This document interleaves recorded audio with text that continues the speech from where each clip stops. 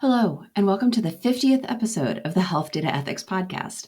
I'm your host, Jenny Owens, and for episode 50, we're going to talk about something real specific. We're going to talk about a recent article that I read that said that Epic, our electronic health record system, the one that is the primary mover in the market, is releasing very soon a suite of artificial intelligence validation and evaluation and monitoring tools. So this is really exciting. Let's dig in.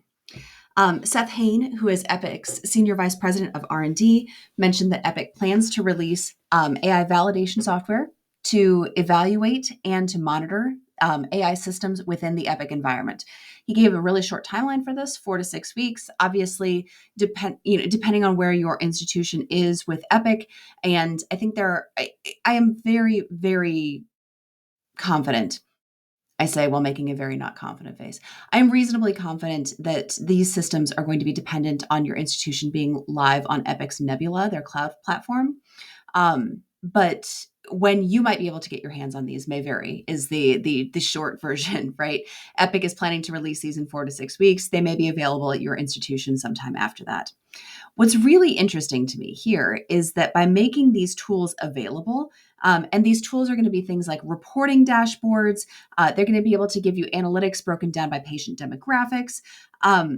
It really solidifies Epic's stance that artificial intelligence should be evaluated at the local level, right?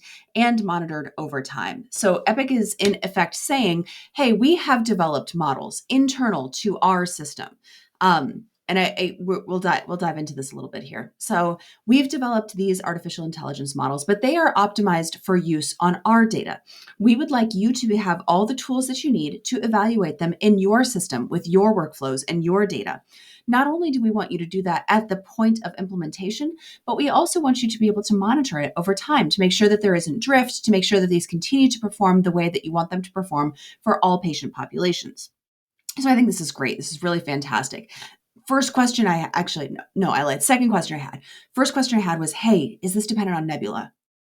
Jury's still out on that one, but I suspect the answer is yes. Second question I had was, okay, cool. This is great for the tools that are Epic native, right? That are already built inside of Epic, that are kind of Epic branded. What about the third-party tools? What if I develop something in-house that I want to put into Epic? And then as I read out on the article, I found a really interesting note that Epic is releasing this as open source software so that it can be used on internally developed models and third-party models as well if it's integrated with Epic. This is interesting, but I would love to see a lot more details on how this actually happens in reality, because a lot of times integration into Epic can be it can be wildly heterogeneous, right? It varies a lot. There's a lot of different ways you can get information into and out of Epic, and collating all of your models into one single dashboard when this model might be run by Microsoft and this model might be an internal homegrown thing and this model is an Epic native. All of that might pose a problem for a future, chief AI officer to settle. Also in the article, Christopher Longhurst, who's the chief medical officer and the chief digital officer at UCSD, spoke really strongly in favor of this.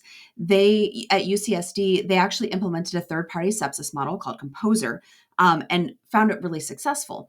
But what Dr. Longhurst called out, which I thought was really interesting and aligns really nicely with the experience that I've had internal at Cleveland Clinic, is that, the 20 to 30%, so a sizable chunk, but still a minority of the success of this particular initiative was the algorithm.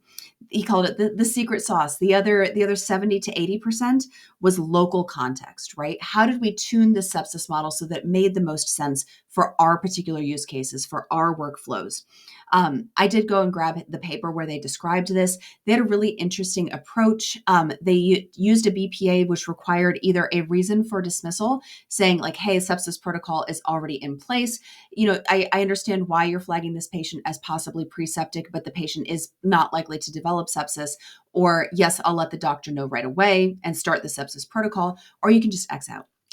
They tracked this. They tracked their sepsis mortality. They tracked the amount of time between the triggering of the BPA and the start of antibiotics for patients who did become septic. I thought this was a really fantastic paper. We might do a deeper dive on it later because I maintain my interest in sepsis models and the ways in which they can be tuned to avoid false positives, not trigger a bunch of alert fatigue in your caregivers, and yet be helpful in identifying patients proactively.